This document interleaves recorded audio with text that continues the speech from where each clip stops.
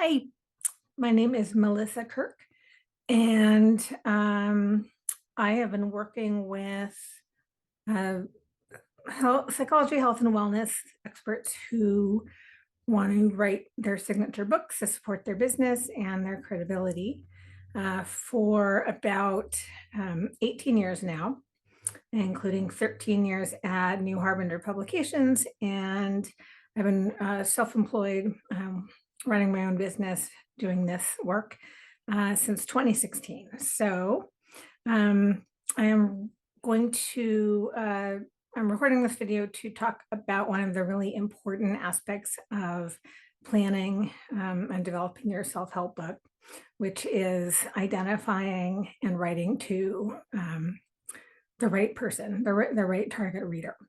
So I'm going to share my screen right now, and then we can get started. Okay, so welcome to Understanding Your Self-Help Reader. And who am I? Like I just said, I've been working with self-help book authors for a while now. I started my book coaching and doing writing business in 2016, specifically focused on self-help and wellness books.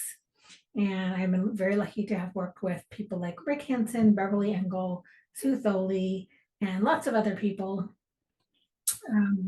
who have written really useful, transformative books that help readers change their lives for the better.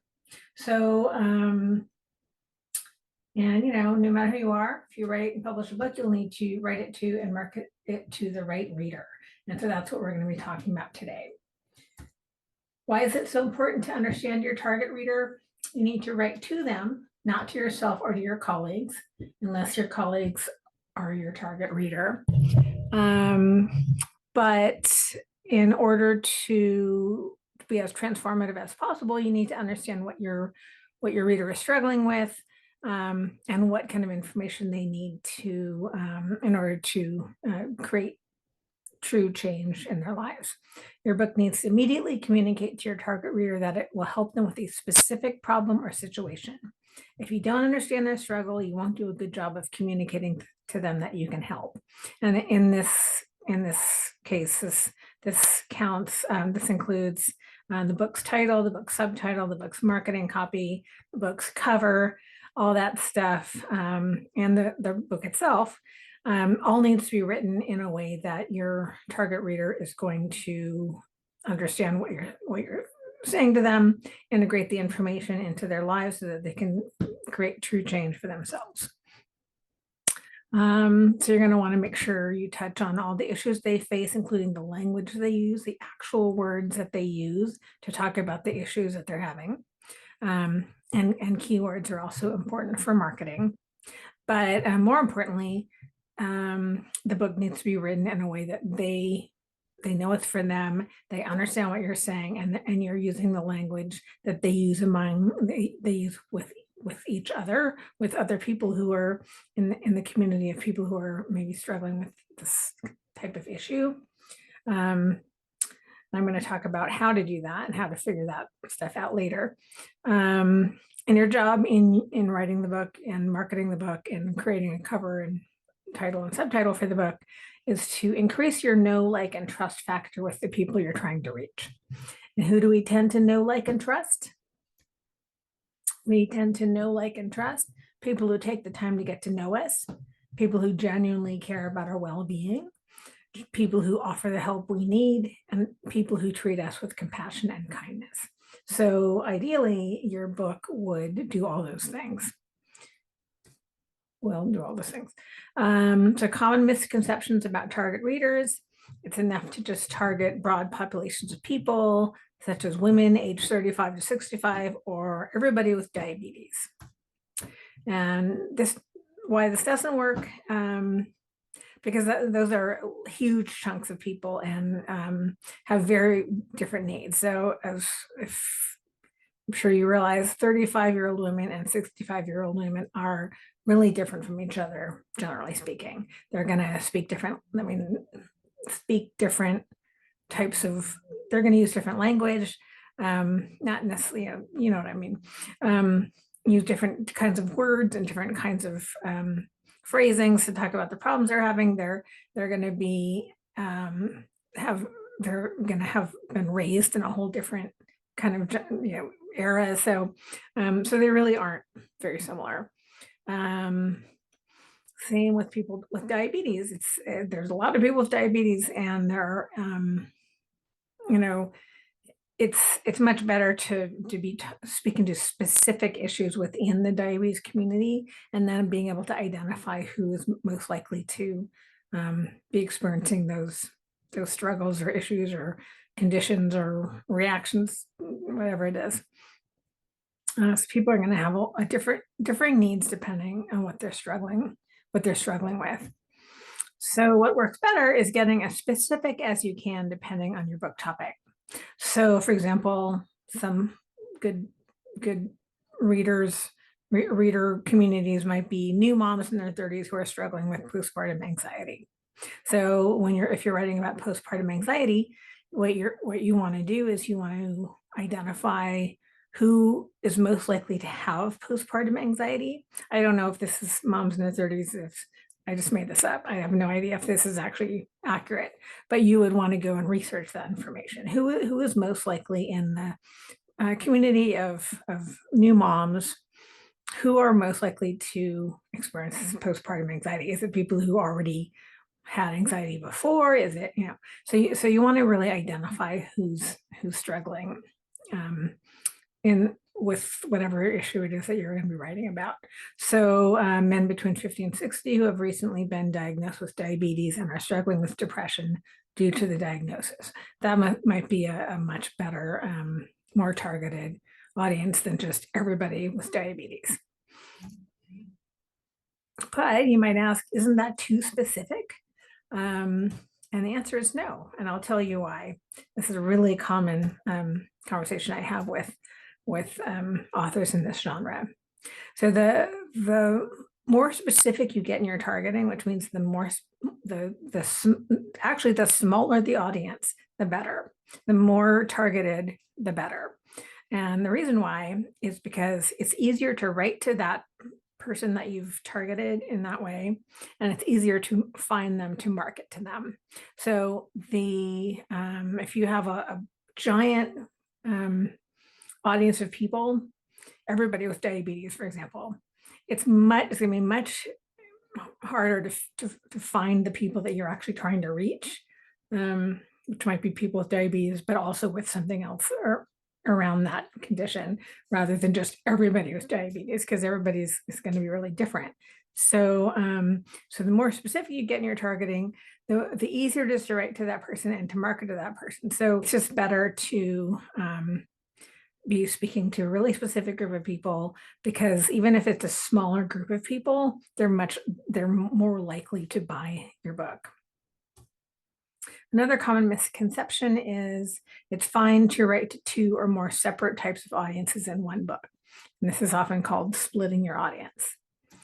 And why this doesn't work is because book readers, especially in this genre, they want the entire book to be for them and to touch on topics relevant to them. Most won't want to buy or read a book where a large percentage of the material is not relevant to them. So this is another conversation I have often with wellness experts who are writing a book. And so, for example, writing a book, say you're writing a book for people with lupus. You want to write the book to them, and you want to choose. So you want to choose whether you're going to write to the person with lupus, or you're going to write to the caregiver of the person with lupus. But because those people are really different, they have really different needs, they have really different experiences of the lupus, you don't want to write to, it's going to be much harder to do this to write to them both in the same book effectively. So one way you might try to do that is say, and I've seen people suggest this, but it just doesn't work. Okay, well, I'm going to write every alternate chapter is going to be for the person with the condition, and then every other alternate chapter is going to be for their caregiver. No, because people who buy books like this want the book to be for themselves, for them. They don't want to, they don't want to have one chapter in a book of 10 chapters that's relevant to them, or four, they want that book to be for them and to touch on topics relevant to them. And a lot, they're just not going to buy a book where maybe just half the book is for them. Okay, examples of splitting an audience. My book is for the patient and for the therapist or doctor who might be caring for them. My book is for the child and the parent. My book is for the person with the problem and their partners or family. And if you really think about it, all of these people on the right hand side of the screen, therapist or doctor, the parent, the partners or family, they are going to have really different needs, really different questions than the person on the other side. So the patient is going to have a lot different experience, different questions, different needs, and than the therapist or doctor. So so I just really highly recommend against writing a book for two different audiences. Because these different audiences have really different needs and viewpoints on the issue. And it's really almost impossible to write a book that's truly compelling for both those audiences at once. It's hard. It's not going to work well in the marketing, because it's going to be hard to market to both of those people since they're so different. So I really recommend against doing that. So you can write more than one book and target each book to one of the audience. So you could write a book for people with a certain condition, and then you can write a book for people who care for them or their kids or their partners or all of the above. You could write a book for each of those audiences. Now, it is possible to have a secondary audience for your book. For example, in self-help, often books that offer a therapeutic approach to a mental health or physical health issue can have a secondary audience of the doctors or therapists. Sorry, there's a typo in there. Therapists who see patients with that problem. So, so a lot of books that we published at New Harbinger, they had a secondary audience of, doctors and therapists. But we still did really discouraged writers from writing to that audience. So we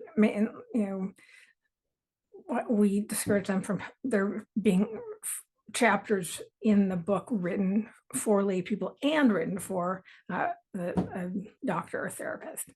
Those people might want to read the book, but like, you don't write to the doctor, write to the patient. The doctor can understand writing that's targeted to the patient, to lay people, but most lay people will have a harder time understanding writing targeted. Oh, there's another typo at doctors. See, even editors who are writing too quickly will create typos. This is why we all need editors. So yeah, stick to one audience, and then you may have a secondary audience, but don't write to two audiences. So how do you find out more about your target reader? Ask them. So I'm in a lot of social or Facebook groups specifically that have my target client in them, my target reader for the book I'm writing, which is health and wellness experts who are writing books. So I'm in a lot of groups, and I have my own Facebook group as well. So yeah, I ask them what their concerns are, what they're struggling with, what I post polls, I give courses, and like webinars, and I ask people. I've actually had people interview me. I was their target audience. for their coaching program. So they interviewed me and asked me questions about my experience. So it's a great way to find out more about your reader, your target reader, is to ask them, and then just see what they are talking about on social media or in conferences or organizational gatherings or whatever it is, that wherever they go to find out information, to meet each other, to get support around the issue they're struggling with, that be there, and listen to what they're saying, to the extent of using the actual language that they use in your writing and your marketing. So this was just a short little presentation about how to identify your target reader, and some important ideas to remember as you're doing that. And so there are a lot of moving parts in marketing a book and building your business, and writing a book and building your business, and identifying your target reader and writing to them, and doing all that. There's just a lot of moving parts. So it's harder when you do it alone. And like I just mentioned in my presentation a little earlier, I do have a Facebook group, which is just for self-help writers, just for psychology, health, and wellness experts who want to write their signature self-help book. So we have access to private webinars and Q&A sessions, place to ask questions, problem solve, find resources, and celebrate your wins.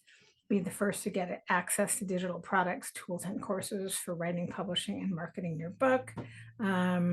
There's just a lot of support, a lot of resources, and it's, as far as I know, one of the very few Facebook groups just for people who are writing in this genre and are publishing in this genre. So come on down. I will put the link in the video description. And so this is how to get in touch with me. So my website is selfhelpsecretshub.com. My email is melissa@words2honey.com. And Instagram is words_to_honey. So yeah, just if you are interested in finding out more about me, visit my website. There's an email link. There's email forms to send. There's a link to my Calendly so that you can schedule a time to chat if you are interested. And I look forward to hearing from you and learning about your book project. Thank you. Bye.